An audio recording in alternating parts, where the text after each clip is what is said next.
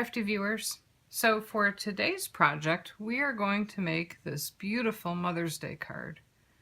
And it's not only pretty on the outside, but it's a twist pop card and it's beautiful on the inside. So sit back and enjoy our video.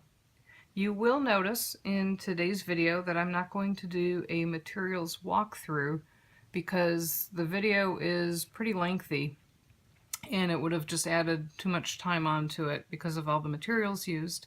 However, I will have a list of products that were used and a little bit more information about the card, including some dimensions and diagrams of how-to, over on our website at inkonmyelbows.com. Look for Prima Lavender and Mother's Day card. So let's get started. Today's card is a 5x7 card, which is top folding.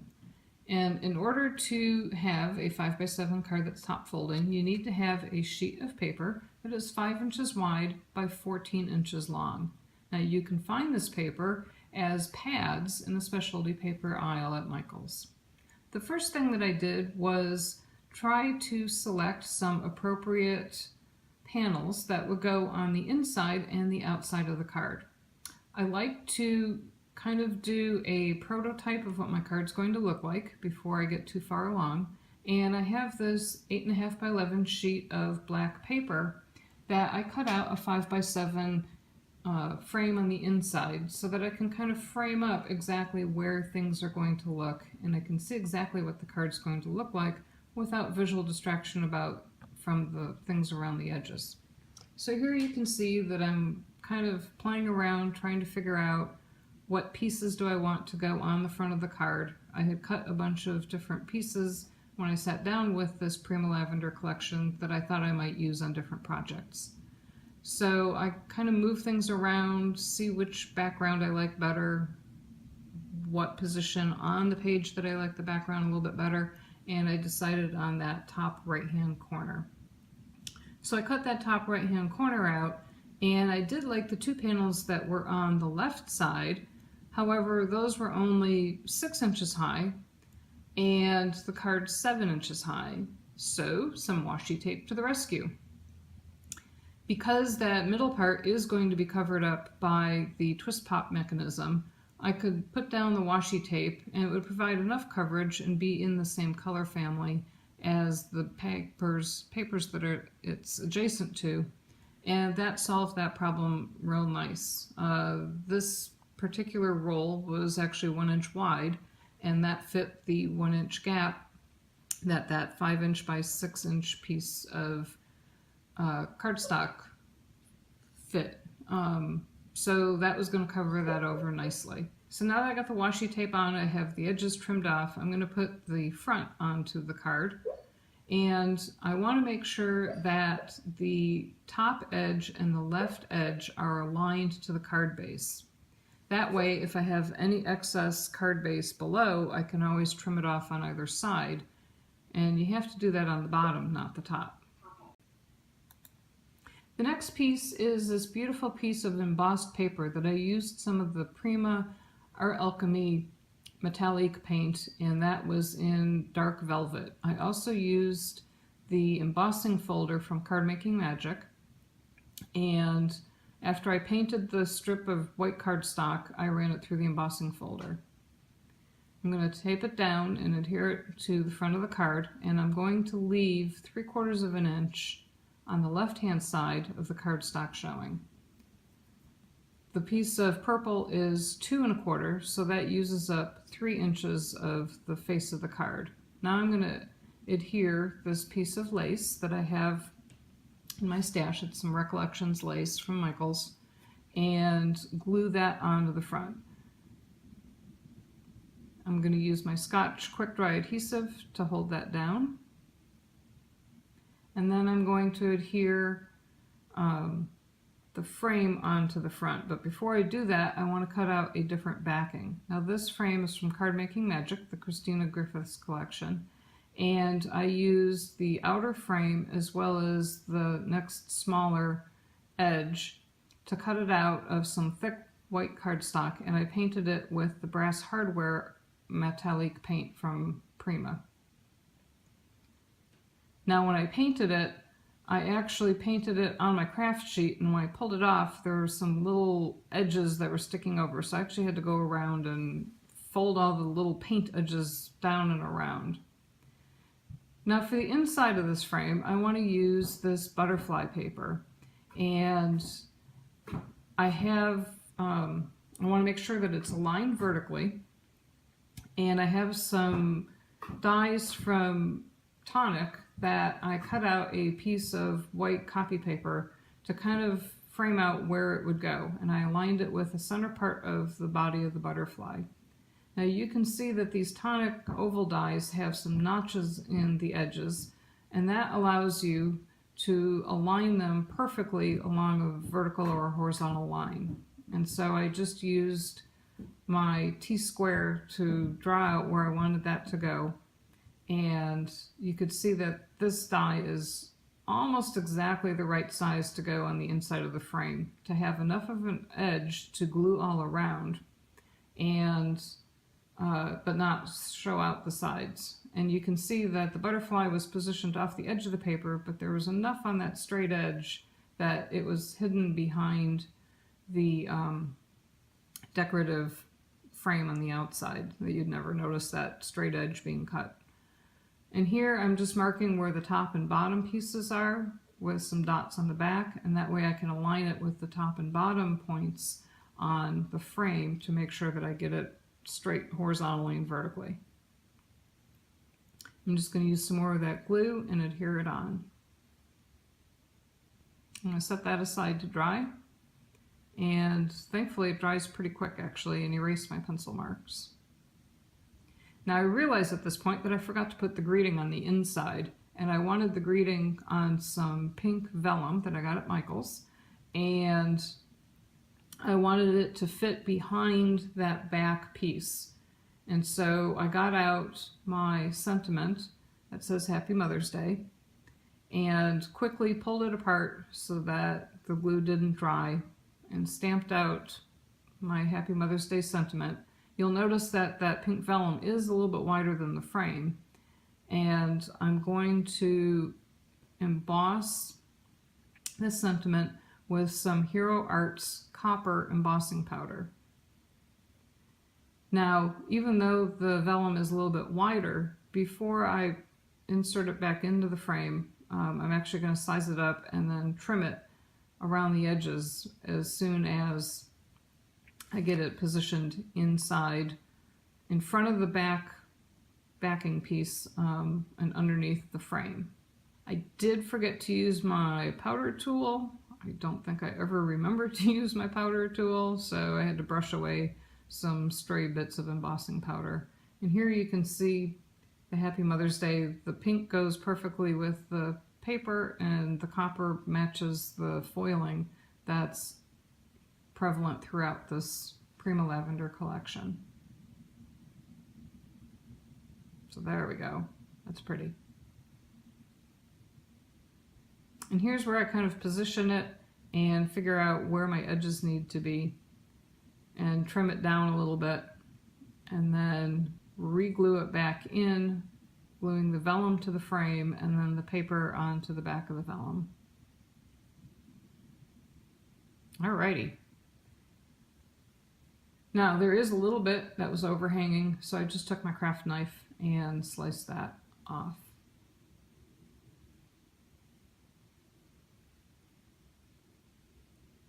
Now we can adhere the back of this onto both that embossed piece as well as onto the card base, and set that aside to dry.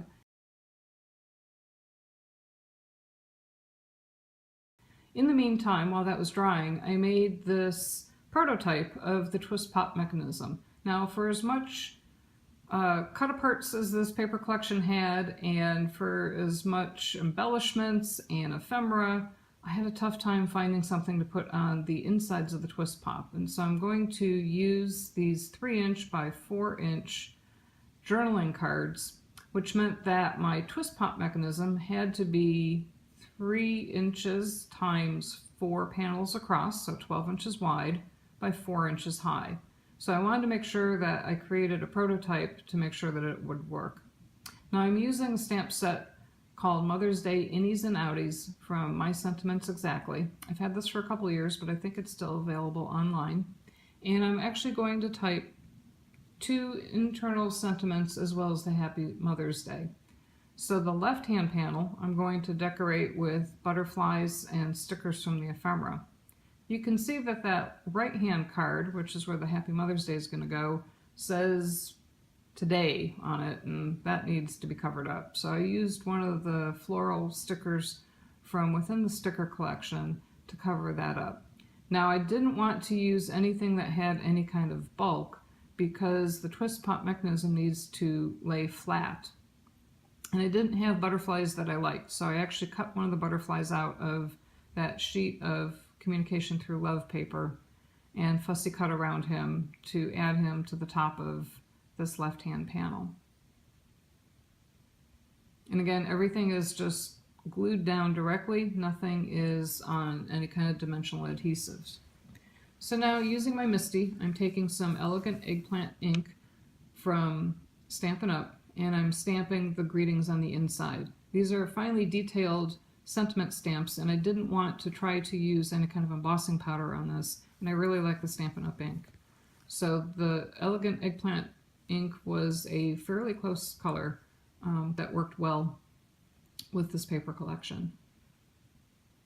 I also wanted to stagger the greetings from left to right, so that left-hand greeting was a little higher on the paper. I chose one of the journaling cards for the middle that had a decoration on top, so I could stamp this second greeting sentiment in the middle of the card. And then you can see on the next card, the right-hand card, that I'm actually going to line up that third card with the fourth card to make sure that where I'm stamping the Happy Mother's Day, it is kind of in a waterfall and further down. So now to work on the twist pop mechanism. So I had to take a sheet of 12-inch scrapbook paper and cut out a strip that was 4 inches high by 12 inches long. And I made it just a little bit shy of the 4 inches high because I didn't want the white to be sticking out behind the journaling cards. I then took that 12-inch paper and I scored it at 3 inches, 6 inches, and 9 inches, making sure before I got too far along that the journaling cards really were 3 inches wide as I'm trimming it, or as I'm scoring it. And then just fold it in half. The center score mark is a mountain fold, and the left and the right score marks are valley folds.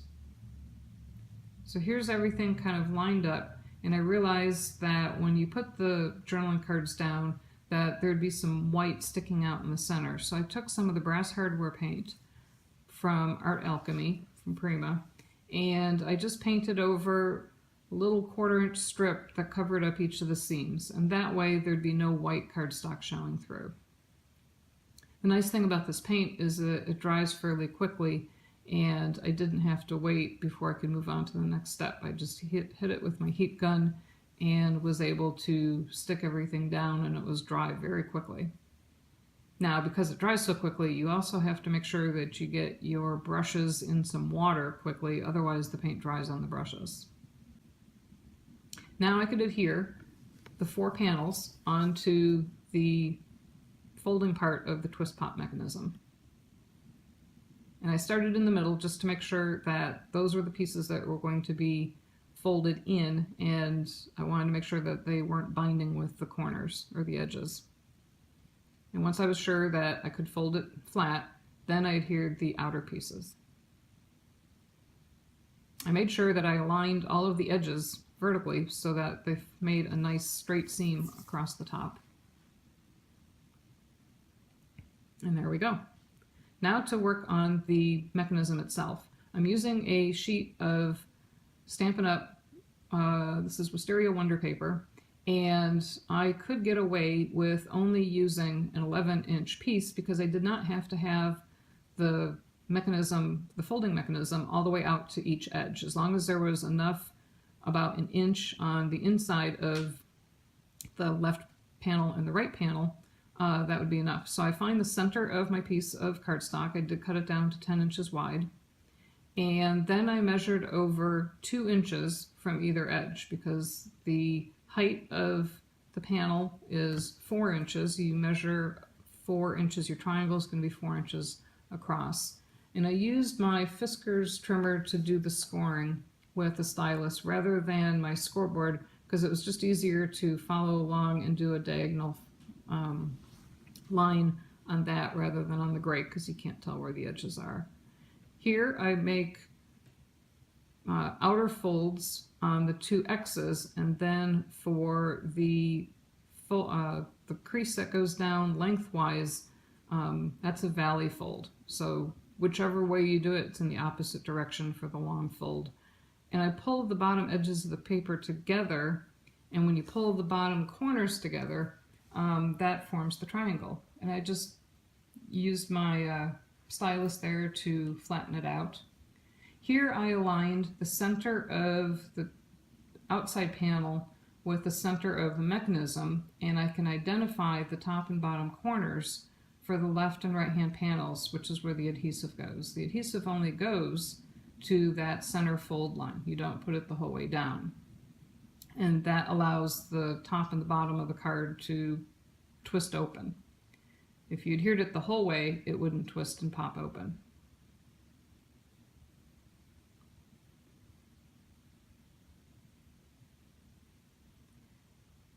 So I'm going to find the middle again and lay it out so that the right hand panel or the left hand panel covers over the bottom left, and the top right connects.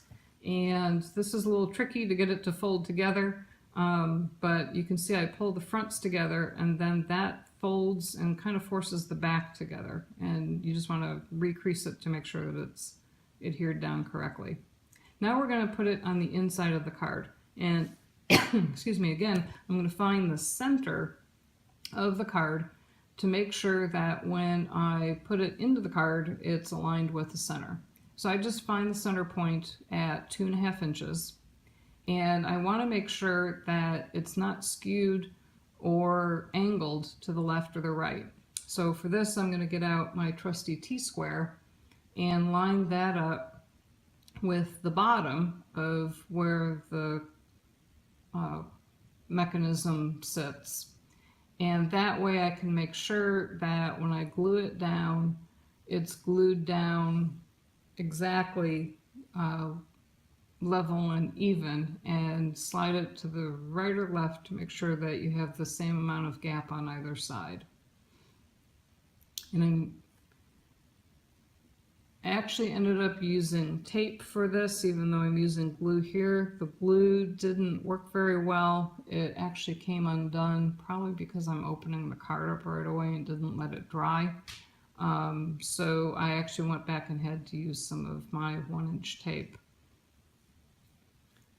So for the next step, we're going to now put in the decorative paper on the inside.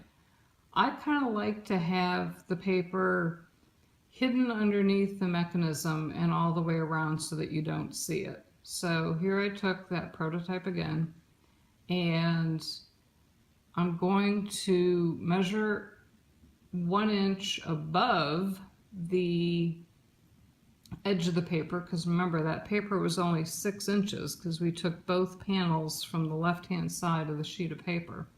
So I need to make sure I have 1 inch of the twist pop mechanism over the top, because that's where the washi tape is.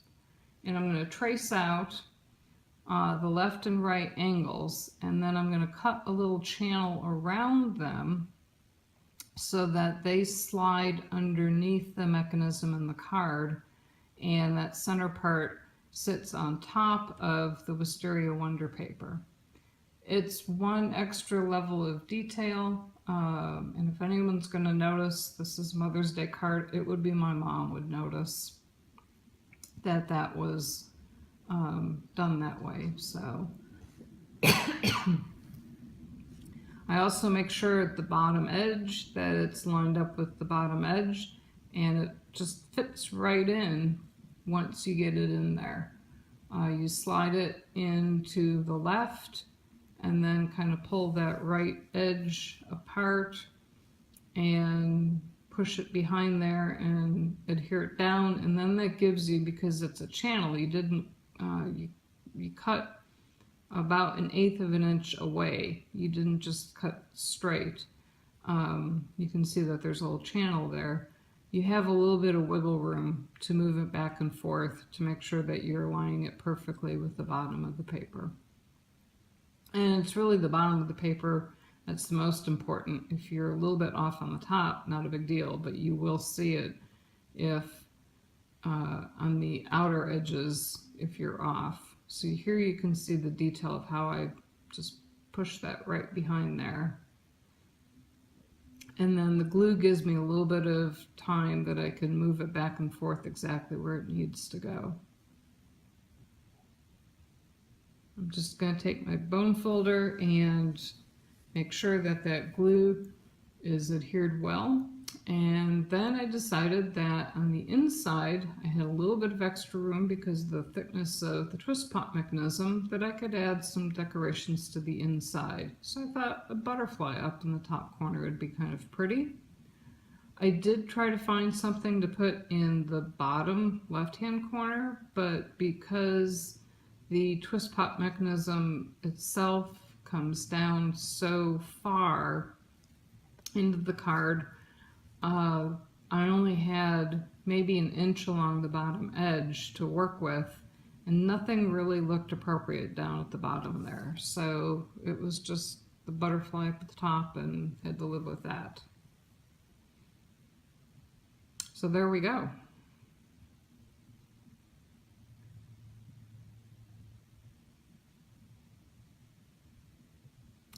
And this card makes a nice noise when it pops open.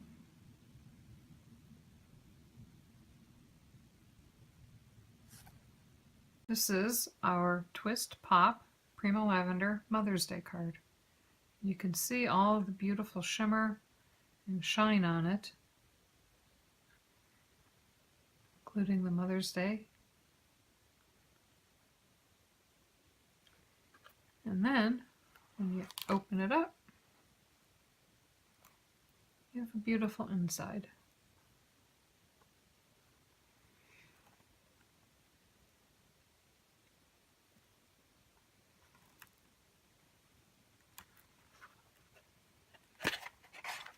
So if you liked our video, I know this was a long one, give us a thumbs up and subscribe if you want to see more videos, especially videos in this Prima Lavender collection.